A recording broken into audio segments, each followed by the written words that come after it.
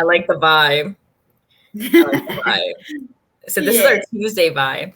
Hello, everyone. Welcome back to Chai Together. I am your host and founder, Perceive a Day, and you are tuning in for your cup of courage, hope, and imagination today. Deanna, I thought you had a mug, but you don't. I don't. You asked me if I wanted to buy one, and then I never got a link. So I'm like, I'm sorry. So now you need to give me the link, and I will have to get one. Yeah, I'll send you one. I just got a new one in. So Miss Deanna Selby, is that correct? That is correct. How are you feeling? I'm feeling great. I honestly couldn't ask for better. I really couldn't ask for better. It's not always been this way, but hey, I'm feeling absolutely fabulous. I'm really excited to dig into your journey. So those of you watching, thanks for tuning in, and I hope you're having a great morning wherever you are, or night. And I just want to let you know that I started following Miss Deanna's group, I think months ago now, right? Like 7 months ago, possibly.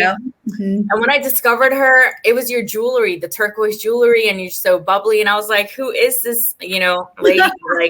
And then I believe I saw a post with you and your husband, and you were in your PJs, like drinking wine or something in the kitchen. And I was like, wow, it's so relaxed. And, just the energy that I got was just pure. And then you were sharing in lives.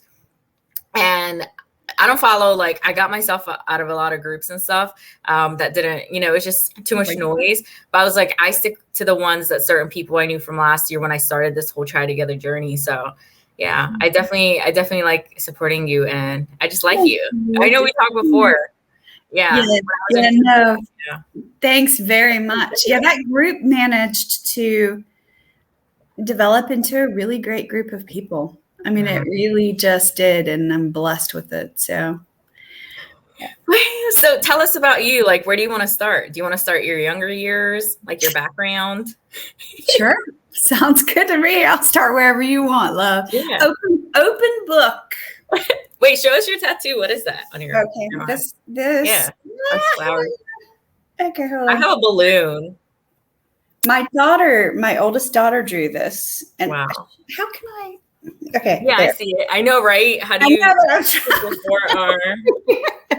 I'm trying to, but each flower is a representative of a member of our family. And it includes the X on here. Wow. It's because she did it when she was young, or it's a part of her family as well, right? Yeah. Well, I was still married at the time. So it was just each flower is representative of the personalities, and the colors tie in with people's birthstones, and it's just got a lot of meaning. So it's really wonderful. And to know that. Yeah.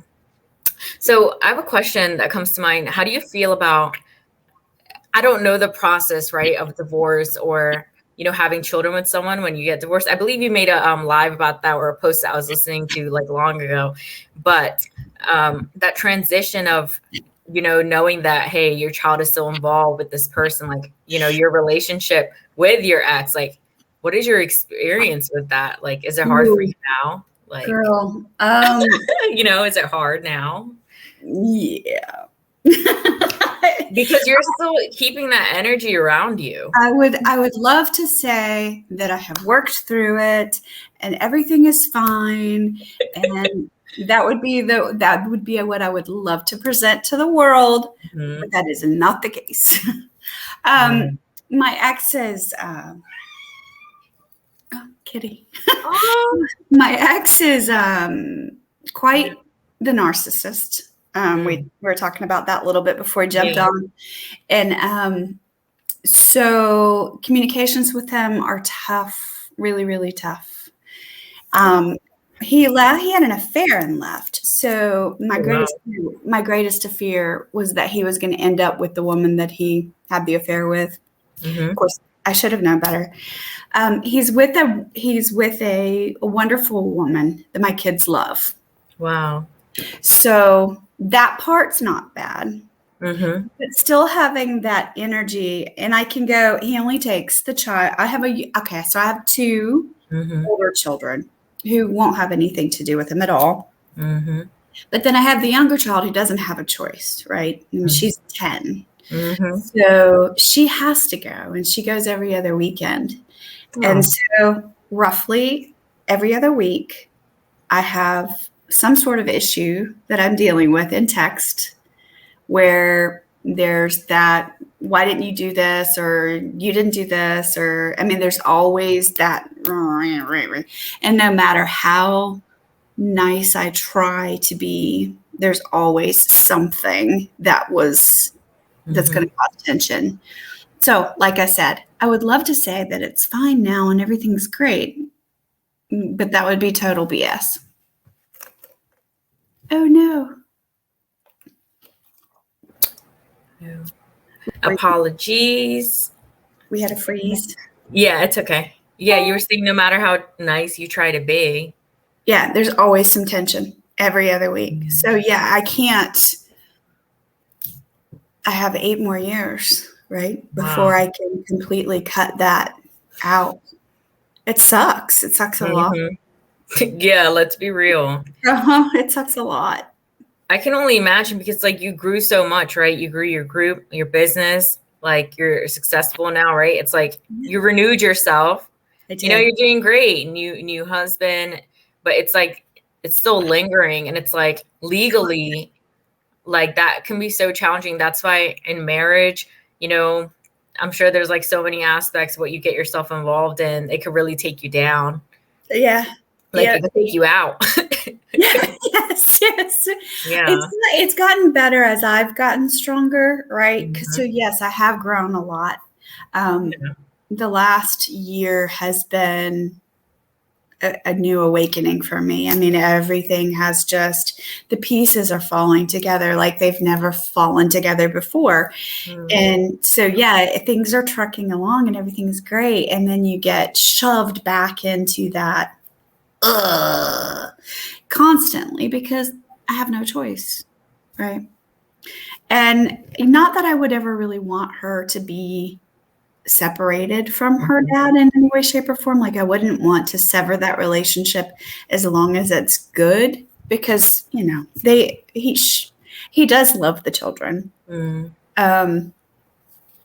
But it's just sometimes I don't want that. I don't want that. Like, get me out, please. That's the last little thing I have to just break free from. That's it. That's the last time. Yeah. I don't know. Is there any, it's like that toll it takes on your mental health. Like, is there anything you can do about it, or except to just be in support groups, you know? Well, it's at this point, it's gotten a little easier simply because of the growth that I've done. And now that I'm separate, it's been about 6 years. And yeah, I know. Time is. I know what it feels like to be with someone like that. It's a pattern. Yeah. Sometimes it's a pattern for women or men to be with a partner that is narcissistic. You know, you just fall into the control of things, and you don't have self-esteem. And so, yeah, tell us like more about your journey. How, you know, you were saying to be when you were with someone like that, did you have like lower self-esteem and not any boundaries to be in a situation? To be completely 100% honest, I had no idea. I had what it was. I had no idea what it was. My family from the beginning didn't like this individual. That's a sign. The whole family, right? Oh, wow. There was a lot of that, but yet while I was good for him and while I provided whatever he needed and wanted, he treated me like a queen.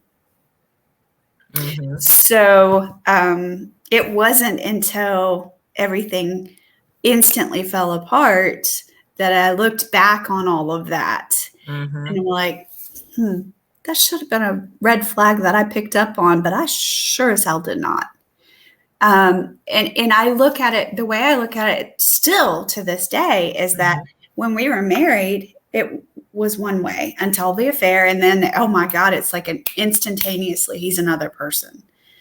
And it's hard. It's still hard for me to look back on it and say it was bad because it never seemed bad to me. because he made up for it in like gifts or the charm, right? Oh, the charm, the charm, the charm. Oh my gosh. Yeah. How'd you learn? So how'd you really, did you study it? Like, how'd you learn about the narcissism? I did. I very much studied. Okay. So when I found out about the affair and, started Googling. I did. Right. That's what Googling. Well, first of all, I acted like am I allowed to use curse words? Like, yeah, you curse. Okay, but be yourself. Like, dance. You could be naked. I don't know. They like flag it. I almost am. I was the biggest bitch. Like I was back horrible. then, right? Yeah. Honestly, I was really bad too. Yeah. When it all broke up and I was totally blindsided by it all, I was hateful. Like hateful. I did not handle myself well. Not at all. Spite. So he, and then as time went on, I started trying to, as I'm accepting it, I'm like, okay, it's inevitable. This is done. I started trying to interact in a more kind manner, but then I would always get pulled back to that negative, nasty attitude. And so it was, I hate thinking about it. Yeah, we don't have to continue talking about it. That's completely fine. Yeah. Anything to help anybody who has to deal with anything like that, for sure. But it's just, I don't know. It's tough. Like, how can someone, I guess it's no different than a physical abuse situation, right? That's right. Thanks for bringing that up. Yeah.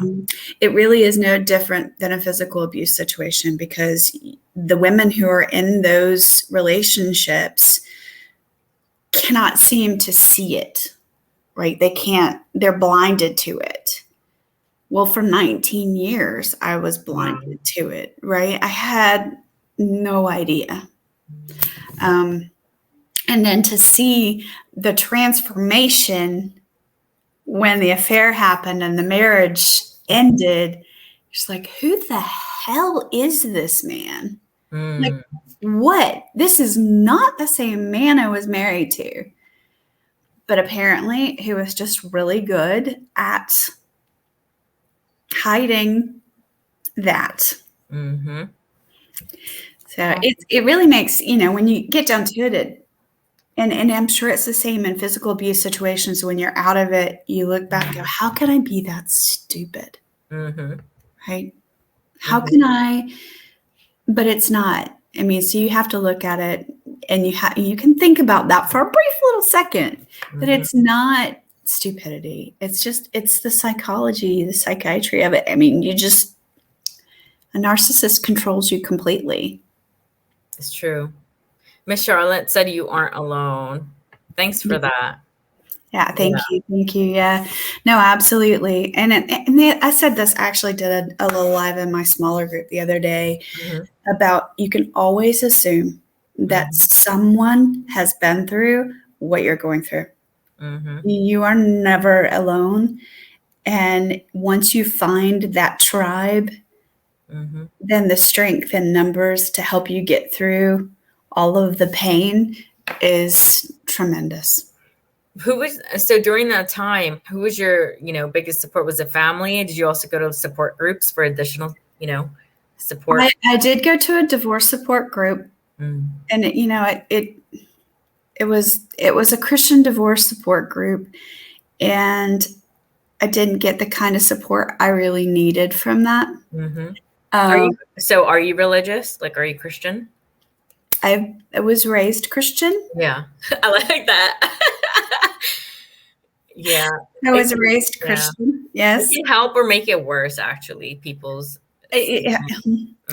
There's too much judgment. Yeah, there's too much judgment, and it's not the entire group of people. Yeah, but for the most part, there's too much judgment. Because you're opening yourself to a group. I mean, if that's in a church or whatever it's based in, right? But if it's religious, there's a like and trustability when we like right here, you're coming on, you're being vulnerable, right? You know this platform already, but you went into a new place.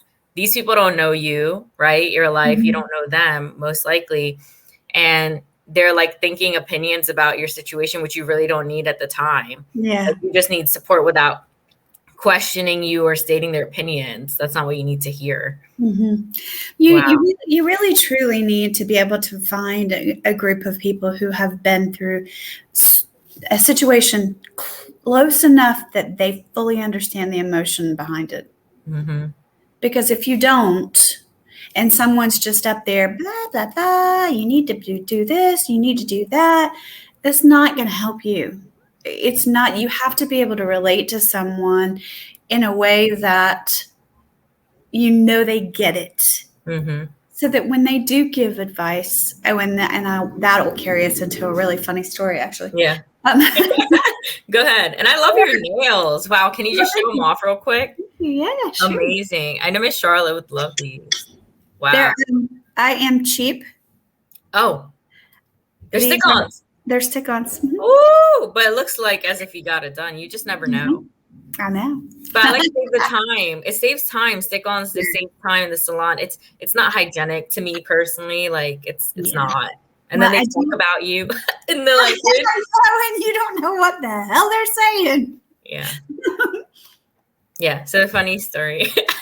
Yeah. Don't want to make you lose your spot. Yeah. No.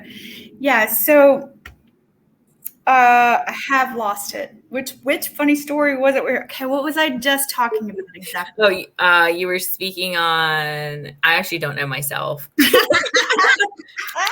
awesome. Wow. Okay, it'll come back to me in a minute. Okay. Wow. Hold on. Okay.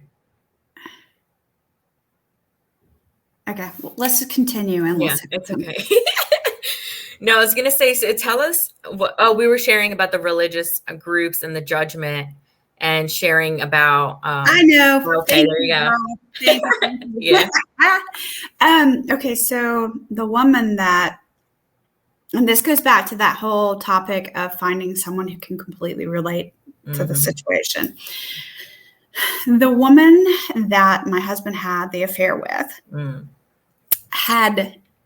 I found all this out through the grapevine, had just had an affair 6 months prior with another married man.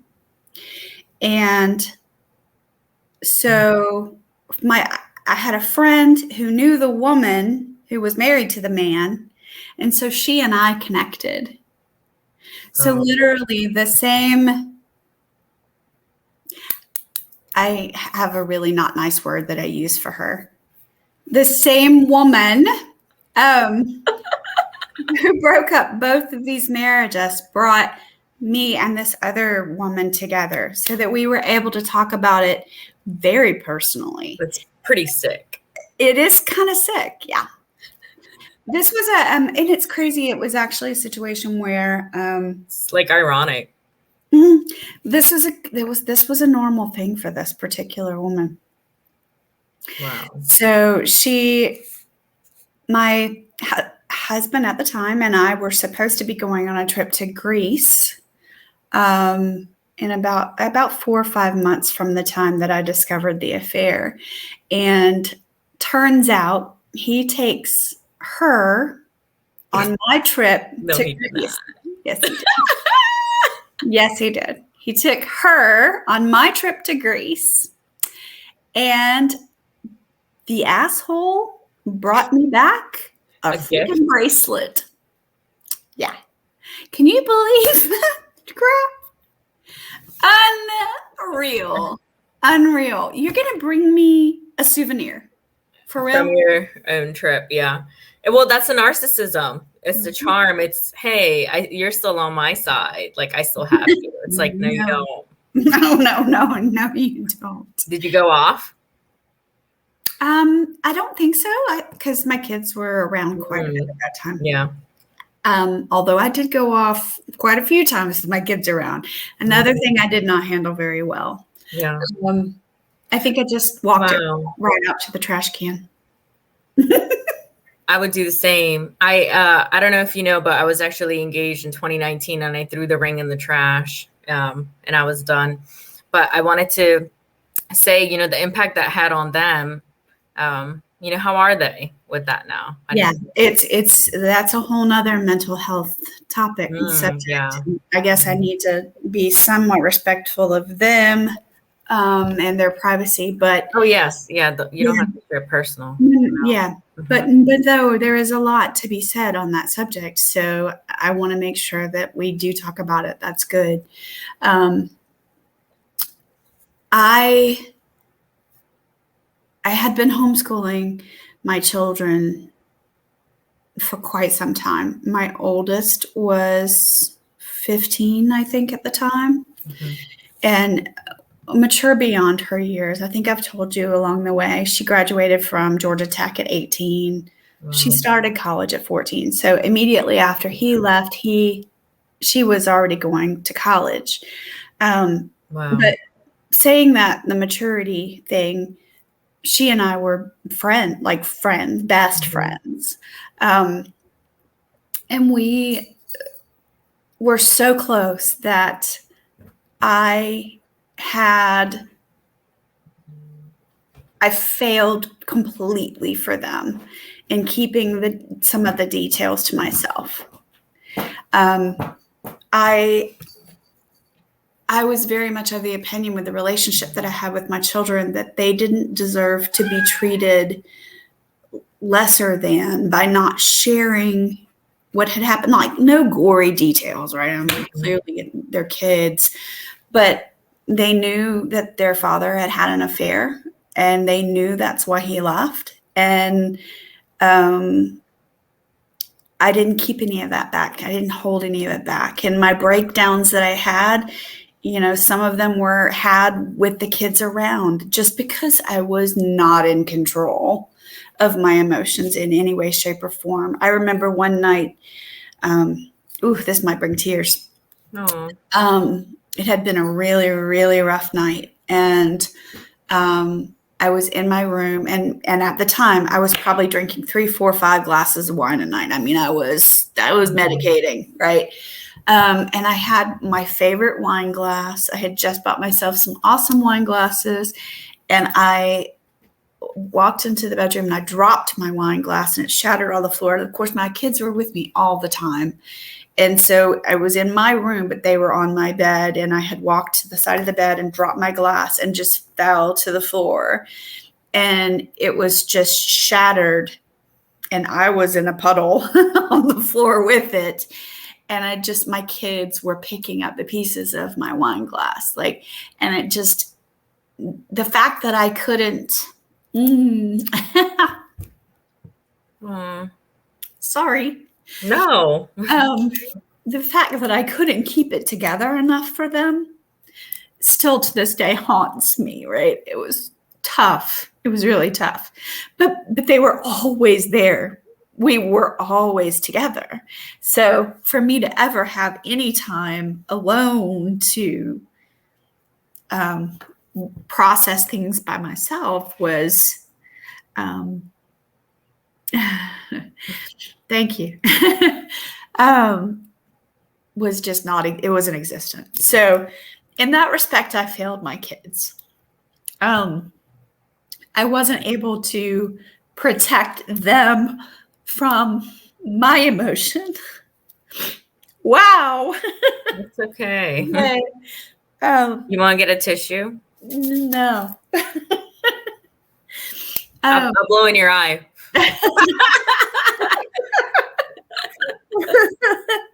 Okay. So anyway, I wasn't able to keep myself together enough to protect them. Yeah. And so in that respect, I failed them. But then they also had their own struggles with it. So not only did they have theirs, they had mine. So it was a lot for them. And my oldest in particular, going through college and doing all of that at such a young age, and she truly did hold it all together. Wow. Like, she was the rock. And woo, yeah, this whole subject is very hard, clearly. Yeah. So when she graduated from Georgia Tech, she took a year off, and then she went to med school and joined the Army. This is my amazing freaking kid. Well, the stress and the pressure of med school, the fuzzies in my face. That's love. Praise God. I fucking love you. Praise somebody. So she's been struggling now. Wow. She didn't have the time to struggle then. So now she's having to struggle. And not only with all of that, she also has come to accept the fact that she's queer in the middle of all of that, and coming out to some family who have no understanding of that. So it's just been really hard for her now. It was hard then, but she didn't know it. So there was a huge delay for her, and now she's having to try to process. And that's really, really tough. My son has had his own fair share of difficulties. And the relationship is so tough, and that narcissism is just so hard that every time my son decides, okay, I'm going to try again to rekindle, the first thing is like, why haven't you? Like, oh my gosh, why can you just not go, oh golly, thank you for coming back to me? I mean, why are you immediately going to start badgering and beating them up? Just embrace the fact that they're giving you another chance. But Pratibha, it has been, I can tell you, no less than 6 or 7 times that this has happened where my son has gone, okay, I'll try it again. And then Charlotte. Thanks, Miss Charlotte, for really listening in. Yeah, thank you very much. Appreciate it. Yes, no child wants to watch mama hurt. No, not at all. Yeah. Thank you. Yes, thank you so much.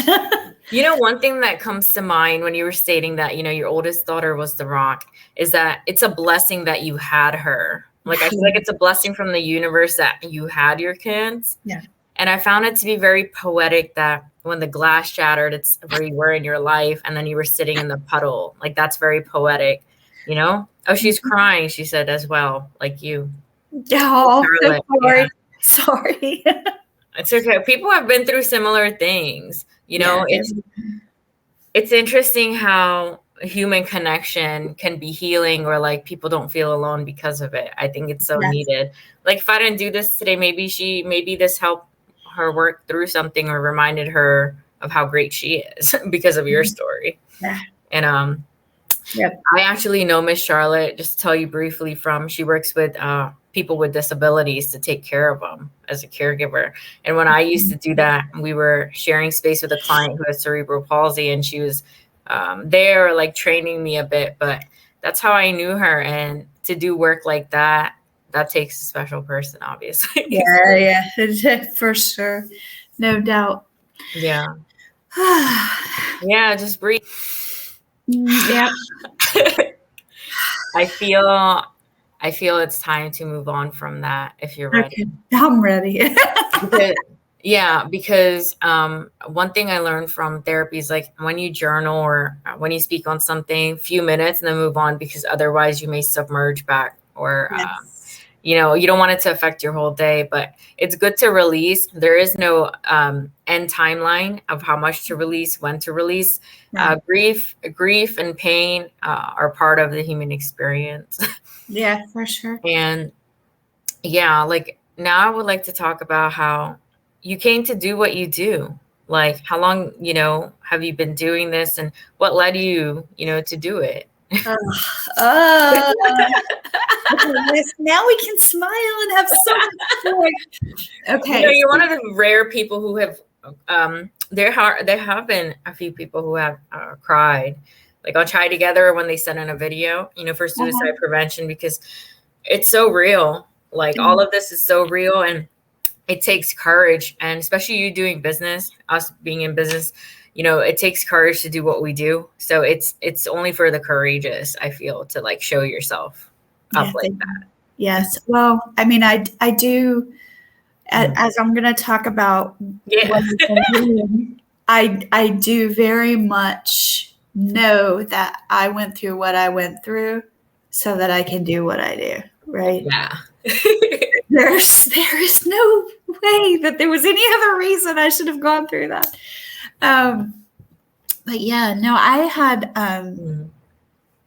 because I was a stay-at-home mom and homeschooling my kids. Yeah.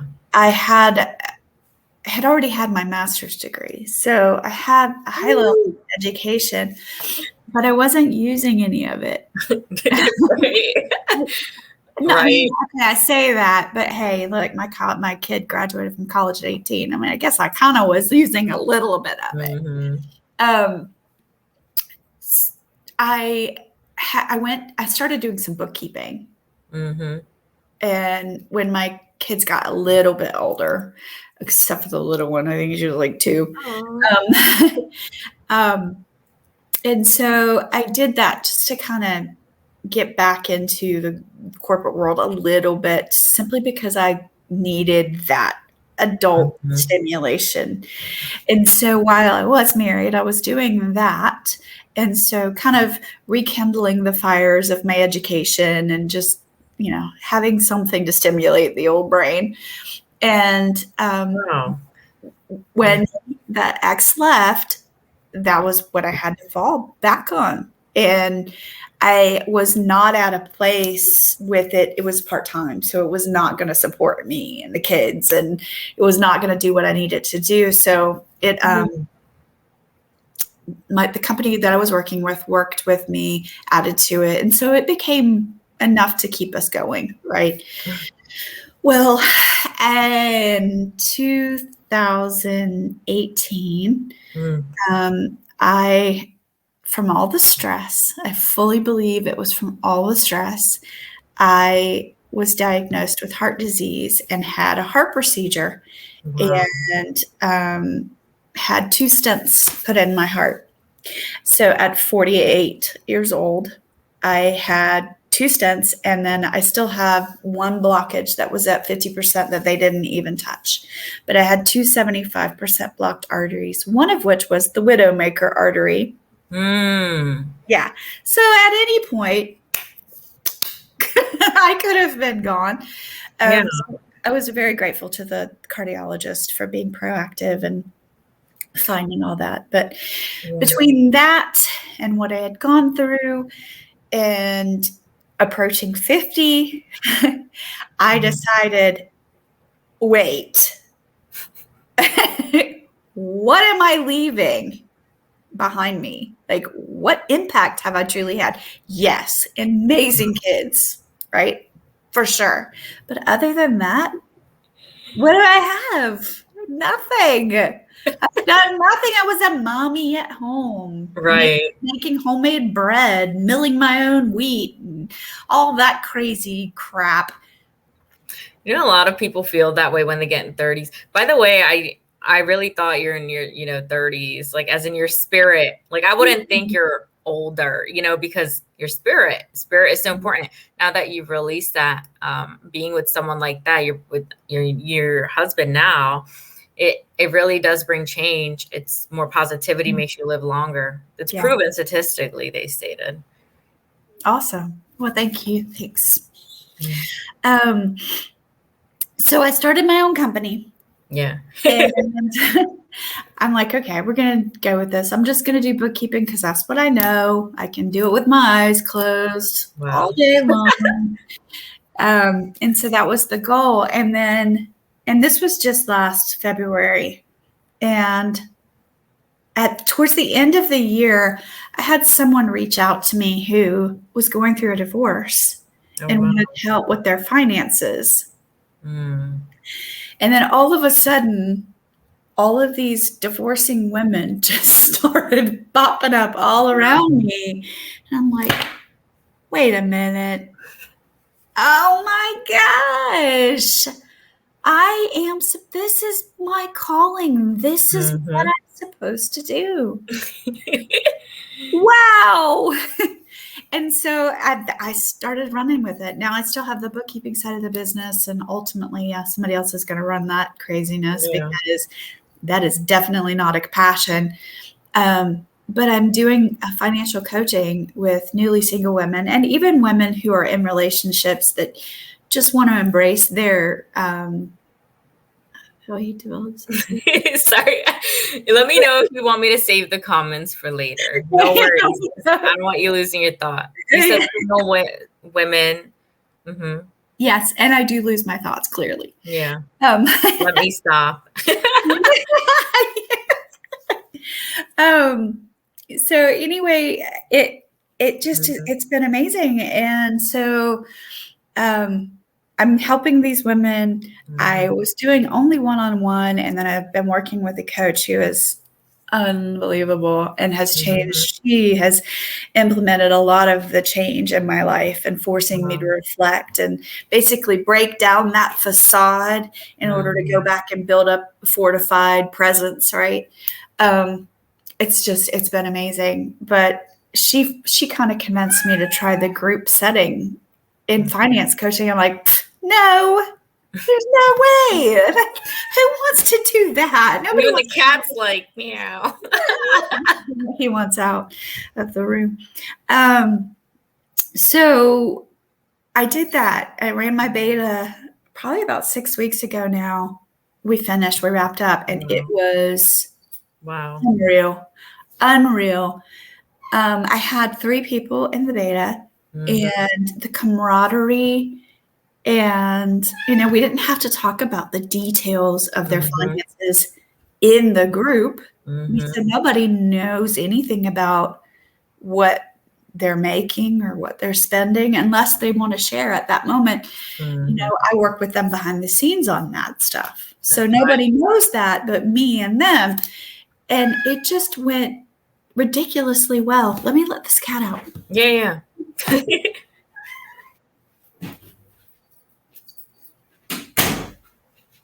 Okay, sorry. It's okay. I love the greenery in the back. Oh, thank you. Yeah, so it was perfect. Like I couldn't have asked for it to go any better, and I couldn't have asked for the impact to be any more. And the fact that all of the pieces of my life are just coming together. Like another thing, I want to have a resort on the beach, like a little bed and breakfast kind of thing. Wow, I see that. Called Goats on the Beach. That's my goal. Dream?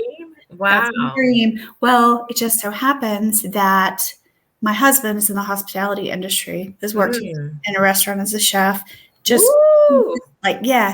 And so he has that part to bring, that offering. And then to run retreats for divorcing women at our location. So it's like all of the little pieces are just. I know quite a few. Divorced women or single moms even. There's I know, and I don't know if you were in Les's Power Voice. Is that how we connected? Or no? Les Brown's Power Voice? No, right? I don't think so.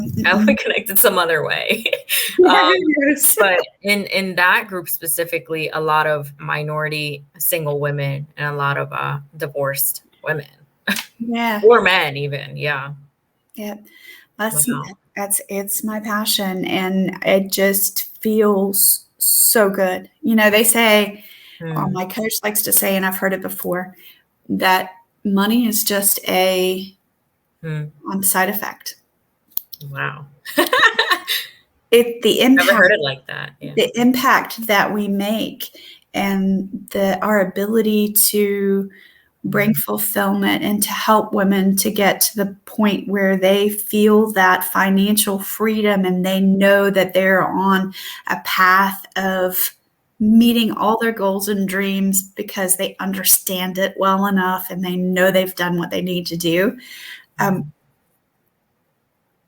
Money is a side effect. Income, revenue, that's just a side effect. So the more impact I can have, the more I will reap that benefit, not because I'm charging exorbitant amounts of money. It's because I'm impacting these women, which brings more women, which brings, it's just, and the thought of being able to multiply that impact is amazing. I can't wait. Wow. So when did you start this journey? I started the finance coaching was around August of last year. So Brandy, so I started Chai together in August too. So we both started out only a year now. Yeah. It's so much growth. Yeah. I'm working on my certified financial planner education now. Oh my gosh. Certification? Well, I'm doing the studies right now. Yeah. The stack of books is like. And I just want to mention, I'm doing my third suicide prevention certification, and I'll be transparent. Yesterday, I failed the exam. Certifications, some can be easy, like an hour long or something. Some are actually extensive, like they're actual, like you're taking a course or like you're going to school. It's not like easy. Like I need to go back and study that because it's someone's life, suicide prevention. So there's like legal rules and questions that I don't know. I don't know laws, and people may see like when I post my, my wins, it's hours of working on, getting the certification or not going outside and finishing it or, on a nice day. There's a lot of back work, even for you, that it's a lot of hours like on this laptop, for you too. So I know when I signed up, I'm like, oh, okay, yeah, I'll just do that. No problem. And then I got the books in the mail. And then I'm like, oh my gosh, this is like a whole freaking year. It's like you're in school. You're in school. It is. Exactly. Exactly. Wow. Wow. So, your dream is for the resort, right? So do you have do you feel that, what you're doing, I feel like it's therapeutic for you and it's like healing for you when you help these other women, right? Of course. So do you feel in the future that, are you open to change, or do you feel like in the future, like this is a community you're going to keep serving because of that one experience? Are you willing to move from that experience? You understand what I'm saying, and do something else in the future? Do you feel like that's a possibility because of something else you go through? Possibly? Yeah. No, I am never one to say that anything is set in stone, right? We have to flow with life. It is not. Clearly, would I have ever expected at some point to be a single mom of an adopted child? My third child is adopted, and we adopted her, and then 4 years later I'm a single mom, and it's like, what? At 40 whatever, I mean, come on. Yeah. So life, we as much as we want to say we are in charge of creating, well, to a degree, right? It is not all up to us. Yeah, I want to say my best friend, she's 40 now, and she's a single mom as well of 2. And age differences, one's a toddler, one's a teen. So it's really fascinating to know that, when they say some people have a more challenging life, and especially as a woman, what women go through, I always say this, men don't know what women go through. Only a woman knows what, from birth to breastfeeding to any menstruation to all those things. as a woman, it's only we know. And I feel like that's just the way it is from my perspective. You can respect and admire, you know, your spouse, your woman for seeing her give birth, things like that. But the pain and the what your body goes through, and I partially went through, you know, a pregnancy with my twins in 2020. So like, I definitely understand, and it made me, because I know you're focused on women, but it made me value my body more, and that I would never settle for less, because as a woman, I've grown and now I know my worth. Yeah. And I feel like that experience was eye-opening. So for you to help all these women and that be your niche, I feel like it's really good, because like, we know most people don't even know what they want to do with their life, or are doing the wrong thing. And that's why they're not happy. So yeah, that's just my take on it. No, I totally agree with you. I wear, and I've been talking about this a lot lately. I wear a ring and it says, "I am enough." Oh yeah. I had the bracelet. If only people would, if only we could impact enough people to bring them to the point where they realize that. Can you imagine the power that would be unleashed if everybody understood their worth, and that they were enough, just as they are, whatever they're doing? Just if people understood that they were enough, the power that would be unleashed would be, oh my gosh, it's crazy to think. Yeah. I feel like it'd be more aligned. You'd be aligned with the right people and personalities, and it wouldn't be such anger, rudeness, or hate in the world, because you're in a good place, you're in a good space. And like, it's so important to take care of you first. I've learned that, especially this year. If you don't, you know, it's just burdens you. So I think what you're doing is great. Is there anything else you'd like to share? I mean, I could talk forever. Share with us. Tell us about your group. I'm going to post in the banner here. Sure. And where can people reach you? I know your website. But I do want people to join your group. I think I will be inviting some more people if I haven't already in the friends. Awesome. Yeah, pretty fabulous. Okay, so there are two. So I do have the group for female entrepreneurs. That one is Fempreneurs Dreaming Big. And then I have the other group that I'm just now starting to develop, and I'm doing it a little slower intentionally, because I want to make sure it's full of the right people. But it is the group for newly single women, women who have been divorced, single women in general. It's called Revenge Worthy Success. That's the ending of the URL. But it's Revenge Worthy Success for Independent Queens. And that group I am working on, we are only at about 70 members there right now, but I provide some financial tips in there, little things like that. We talk about our journeys in divorce and all of that. And then, is this right? Before you go on, Fempreneurs Dreaming Big. No R. Spell that. No R. No R. Here, you want me to write it in the chat? Yeah, please. And then I will copy it. You know, even though it's 70 people, it's quality people who serve you. It's not about the big number. I've been in groups with big numbers. I mean, mine is over 1,000. However, how many of those people are active, and how many are actually engage and watch and things? All those are important. Number doesn't always matter, because we were speaking about this last night in our coaching call. Even those 2 people can be really engaged and bring you more traffic and things. Absolutely. So it's really about who supports. Not 1,000 people will support, but maybe like 300, you know?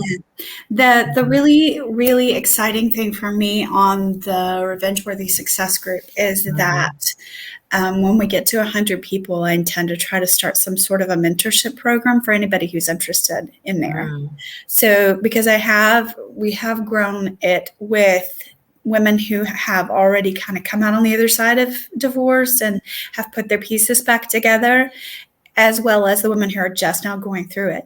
So the desire is to build a a mentorship program in there for anybody who wants to participate. I have a list of, one of the questions I ask when people join is, would they want to be a mentor or be mentored?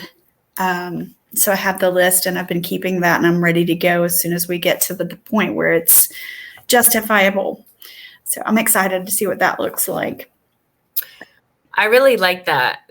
I have been in groups, where it mentions mentorship, and I know the group has the option for that as well, but very few follow through. Yeah. Like, as in, they say, we'll connect you with the mentor, but to really, really sustain that, it has to be serious and ongoing. Yes. I feel. Yeah, I absolutely agree with you, and so therefore that is part of what is exciting to me. The challenge.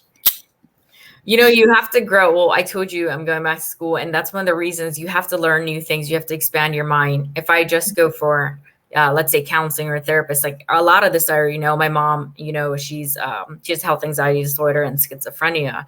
So that's why I started Tri Together, one of the reasons, including my own story. But if I already know so much of these terms and things that I'm not learning anything new. So you have to expand your mind, Yeah, always.